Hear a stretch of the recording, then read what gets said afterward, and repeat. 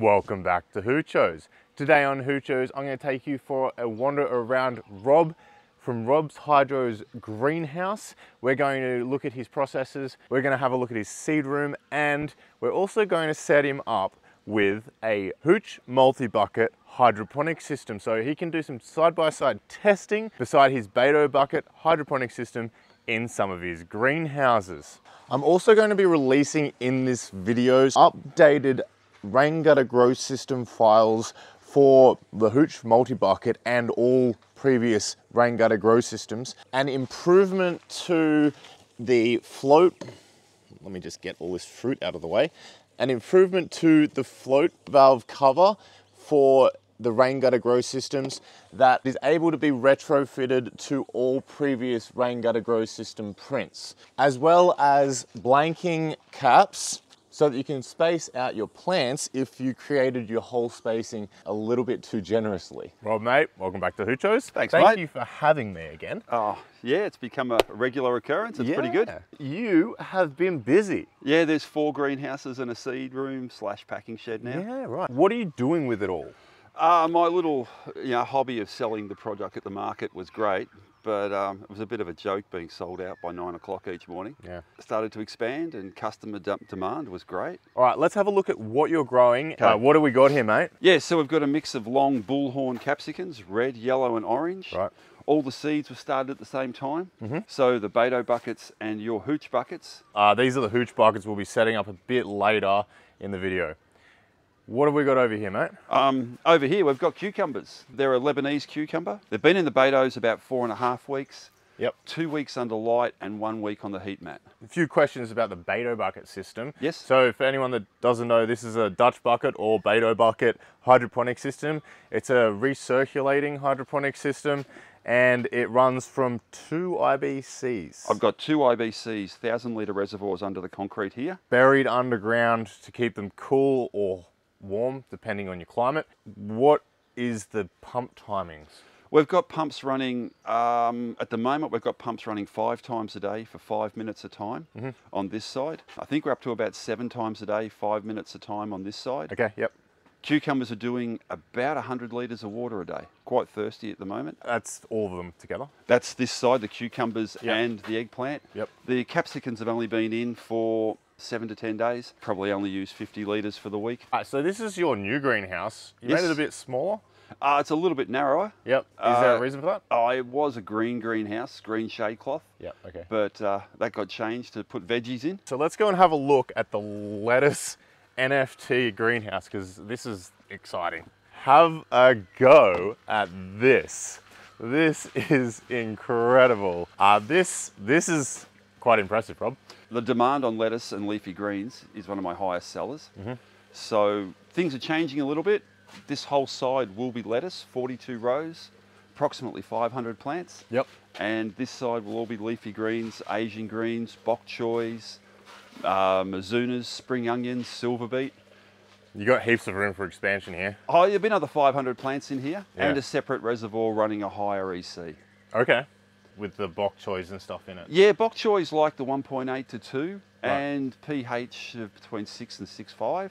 Okay. Where lettuces, I like keeping the EC to 1, maybe 0.8 to 1, and pH about 5.8 to 6. And they're all in perlite, is that? Most of them are in either Rockwall cube or an Oasis cube. Okay, yep. A few of them are in cups. Like, let's pull this one out for a sec. There's a Mizuna. This was put in here about 3 weeks ago. So that would have been 1 week on the heat mat, 2 weeks under the light. Forgive my ignorance, what's Mizuna? It's a Asian green. It's great for a stir fry. It's also great for a lettuce or a substitute for salads. Oh yeah?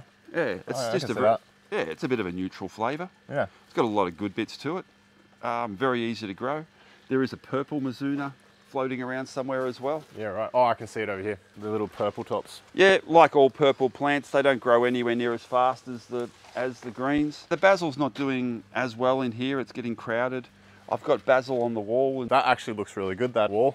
That's just NFT, is it? Yes. Yeah, yeah. Yeah, there's a couple of dams along the pipe There's probably 3 dams each way, about 2.5 centimeters high. So it's not true NFT. No, it's not true NFT. No, but it works. That's the main thing. All right, down here you've got some really, really nice little bunches. I love this. You've got 2 different styles of lettuce in the same, or next to each other then, I guess. Yes. Yeah, right. What do we got here? We've got a Gibbard, which is a Selenova type lettuce, and we've got a red oak lettuce. 95% of my lettuce sales are selling cut leaf lettuce in bags. Yep. I still take lettuces to market, but I just don't sell them in comparison. To the bag stuff. The bag stuff. With the bag, I'll put 4 different lettuces in a Ziploc bag. The colours look great. And the Ziploc bag lasts 2 or 3 weeks in the fridge for salad dodgers. You were saying it lasts that long, yeah, that's crazy. Down here, I love this spotted leafed lettuce that you've got going. What's this? The speckled lettuce, doesn't it look great? I believe it's a form of a butter crunch. What do we got? Looks like it, yeah. We've got some nice roots on it. We've got some lovely colours on it. Yeah, that's beautiful. What have we got? Probably about a week and I'll harvest that. Yeah. So this has probably been in here 2.5 weeks. Again, a week on the heat mat, maybe a week to 2 weeks under lights. And what are these? They're an outrageous. Yep. Just one of the cheaper seeds. My mouth's watering. I want to eat like a big salad sandwich. Yeah, we just cut them all up, mix them into a bag. All the colours look fantastic. They're only in here for a maximum of 4 weeks, and they look great. Yeah. Well, let's have a look at your seed rearing. Actually, before we do that, just have a quick glance into this greenhouse. There's not much to see because they're only very small, right? How old are they, these tomatoes? About, so what? Again, 1 week on the heat mat, 2 weeks under lights, and they've been in here about 6 days. Yeah, okay. So these ones will get massive and this whole thing will be taken up. So this is your seed area. Now, familiar, this is flood and drain. Yes, some flood and drain trays. Yep. They come on twice a day for 15 minutes at a time, about 6 o'clock in the morning and about 1 o'clock in the afternoon. Lettuces I start in Oasis. Okay. And all the other leafy greens and tomatoes, cucumbers, capsicums I start in Rockwool. So these were seeded Monday morning. Got Mizuna and Rocket. They're actually ready to go under the lights now. Are you measuring your seeds out or are you just pinching? It's a different story for each. Okay. All of my lettuce are a prilled seed, so they're clay coated. Okay. So it's 1 seed per cube. But when it comes to your Mizunas or your Basils or the Rockets are finer than dust. Yeah. So let's put 10 or 20 seeds in or whatever the go is. Yep. Your lettuce seeds are your 10 cents each. Sure. Whereas your Mizuna seeds are about $15 for 200,000. Yes, yeah, right. Does that trickle down to the cost of the produce in the end? Not really. Mizuna's been great as a single seller. I've been selling it as a bunch. It's great in stir fries. Right. But it's also for my new salad mixes. I do a lettuce mix bag and a salad mix bag with tatsoi, Mizuna, Rocket. Mizuna would look really good in that because it gives that like dragon all head different sort shapes. of look. Yeah. What EC are you running this? 0.6 to 0.8. Okay. And every Monday I'll add H2O to kill the algae. Hydrogen peroxide. I use 50%. How do you turn this over? Because like there's a lot in here. At the moment there's a lot in here because the second NFT is not finished. Right. So 90% of this will go to the second NFT. Yes. I was going to say there couldn't be enough room in that first NFT. But again, I don't want to put these. I could plant these into the NFT now, but I want to give these another 2 weeks under here. Get these to a pre-established height. That looks, yeah, that's about right. That goes in and that's ready for sale in 3, maybe 4 weeks. Yeah. All right, well, how about we go get this hooch bucket system set up? So, in my box full of goodies that I've brought with me, we've got 4 float valves. I have completely redesigned the end caps for the square rain gutter grow system, the Australian version. And I've added in these. These are, what do you call them? Blanking caps. Caps, blanking caps. They're gonna blank any extra holes that you have to stop light getting into the nutrient. I've also redesigned the float cover. Now this is a lot more hardy design. It's a little bit thicker. That's gonna mean that it's gonna last longer in the sun. I've also redesigned the end so that when this clips on, you can flip it up And because it's now slanted at the end, it stays up rather than hitting the hose at the back and not allowing you to just rest it upright. So this blocks the light above the float. I'll show you a bit later. And all of these parts are all backwards compatible with both the US and Australian rain gutter grow system. They're all retrofittable because I've made it so that it actually fits onto all of the old style's float valve pivot, so you don't have to replace all of your previous prints if you want to use this new updated version. I've also got, I don't know if you can see them up on the top of my car over there, pipes. So I'll be bringing those over as well. I'll get these pipes off the roof. Hydroland label facing in. Yeah, you like that? Yeah. Okay, so we just need to make sure, because those taps can be, if they're not done properly up, they don't seal properly. Yep, there's a rubber grommet each side, and that's as tight as my hands could do. This is tight? Okay. As my hands could do, yep. I think it'll be right. All right, so we'll fill that up. We're just filling up this 500 litre tank. These are available on Hydroland. So this is about half an IBC's worth. And we're just filling it up with Rob's dam water, which is why it's that colour. And you can see the size of it, it's massive. It's just got a tap with a quick connect fitting, and we're gonna run the hooch bucket systems off that. And Rob, yes, mate. You can actually put a float valve on this, just up here. Yep. So that when if you want to refill it, you can run the hose, just connect it to the float valve, have it like aimed down, because it's plastic, it will like push back a little bit. Yes. But if you have it aimed down, it'll fill up, and then you don't have to worry about overfilling. Cool. These channels will be spaced correctly, but some of the channels, they'll be spaced correctly, but they'll be real snug on your net cups. That's still fine. I just like a bigger hole for the net cups. See the difference in the edges? Because this actually matches the profile now, yep. Whereas the old ones didn't. They still worked, you just had to plug the end with glue. Yep, understood. Silicon works better for the old ones and not the new ones, yeah. Well, actually no, I didn't know that this PVC glue worked on PETG. And it works really well, really fast on PETG. Yep. So this will be dry in like bloody no time compared to the silicone, which takes like 4 or 5 hours. So I'll glue this now, and by the time I finish gluing, that'll be right. Yep. I'll be right. So we've got all of our channels PVC cemented and end capped up. You want like that? Or do you want them? How do you want them? We'll lay them out and see. Yes. All right. So yeah, we'll get 4 in there. We're gonna have to get them level. I sent all this stuff to Rob, so I actually hope that I sent the right amount. I did it all in one order. T-pieces, 1, 2, 3. Quick connect, quick connect, quick connect, and quick connect. We need 4 float valves. And this is called EVA barrier. It is a light-proof, very affordable, 12mm internal diameter, 16mm external diameter tubing. So this is going to run, and it's food grade as well. So it's not like your PVC garden hose, it's actually food grade plastic and UV stable as well. I might get you to do the honours. I like the thickness of it. It's one of those no kink hoses. And it's cheaper than a garden hose. You want this hose hidden? If we did run it between the two, it'll never be a trip hazard. Your greenhouse, your call. Thank you very much. So you want it between them? Yes, please. Yep.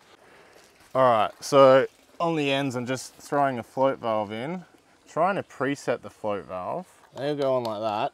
Now, because we're using the quick connects, that means we don't have to use any thread tape, which is like such a hassle.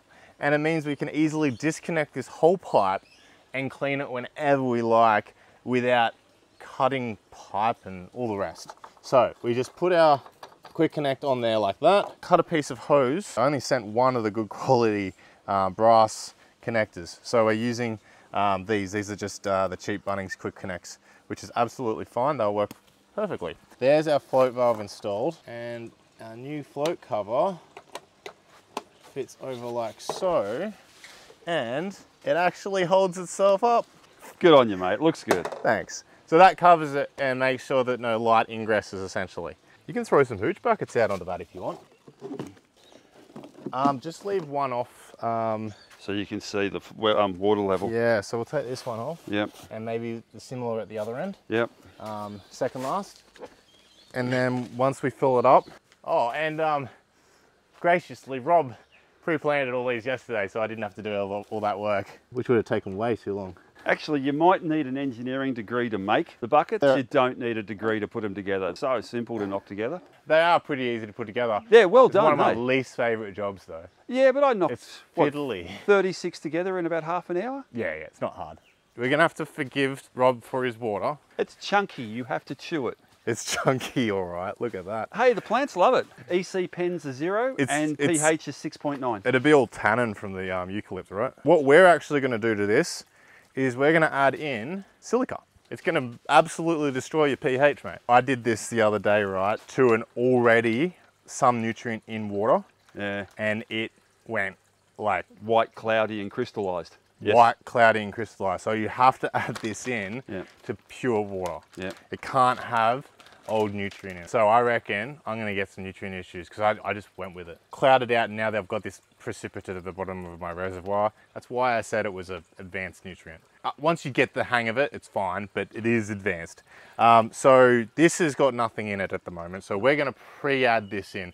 250 mils. Yes. Because I did 500 for my 1,000, so this is 500, so therefore 250 mils. Then we're going to adjust the pH back down to wherever you want it. And you say your peat water is about 7. Yeah. Let's take a pH reading beforehand. Camera off.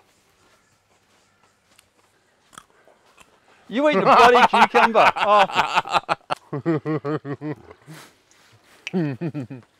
It's really good, man. Yeah. Very tasty. What have I got? Okay, pH? Yep. 7.2. Yeah, 7.2. And 0 EC. 0 EC. Blue Lab truncheons, really good. They're on Hydroland. We've got them, we stocked them. They're bulletproof. Yeah, They're cool. great for stirring nutrient too. Oh, that's what I love these ones Yeah. for. Yeah. I do calibrate this every 3 months, but this you don't, and it's perfect. What did we say it was? 7 pH, hey? Yep. All right, so I'm going to add in 250 mils of this bad boy. How long do you think this will last? Reservoir? 500? On this many plants? Yeah. My 1,000 litre res will last, well, months.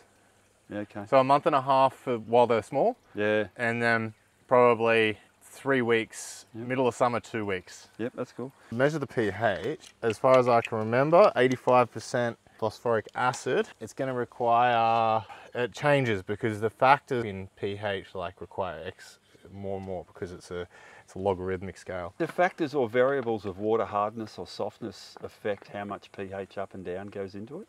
Yes. So yours is really soft, your water, because it's got no dissolved minerals in it. But we have 50 mils here, which is probably going to be about right. 6.6. I haven't used the Campbell's Diamond White before. Oh, so 1 gram per litre of the Nitro Cal and 1 gram per litre of the Diamond White. Actually, what do you want to run the EC at? We'll start at 2.4, but being capsicums, I'll be at 2.8 to 3 within 2 weeks. All right, well, you can go a bit more than 1 gram per litre next time. Yes, I will. So that's 500 grams or half kilo of the Nitro Cal and the Diamond White. So because this is how Rob does it, we're just going to dump the nutrient straight in, and apparently he doesn't have any problems with it going, you know. I've worked on farms for many years. Yep. We would put bags and bags in fert tanks each week. And honestly, if this works, I'm just going to start doing it quality myself. nutrients like Campbell's, Yarra and Hafer would never leave any residue in tanks. Yeah, right. If you start using cheaper products, you'll have crap in the bottom of your tanks. You just dump it in or Yeah, spread it over the top? spread it around. Okay. There you go.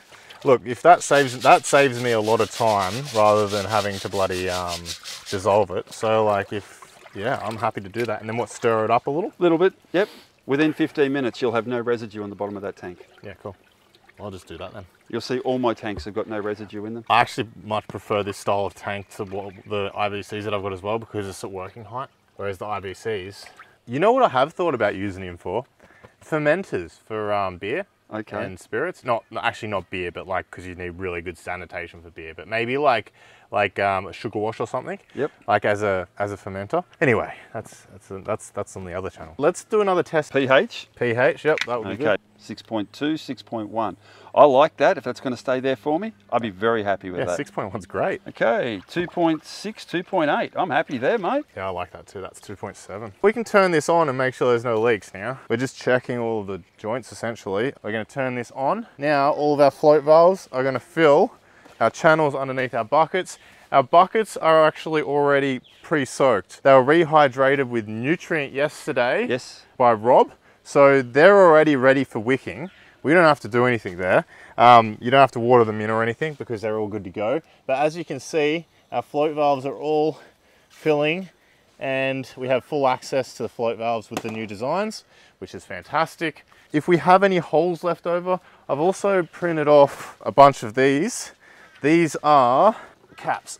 Oh, they look good, mate. Yeah, they look all right, eh?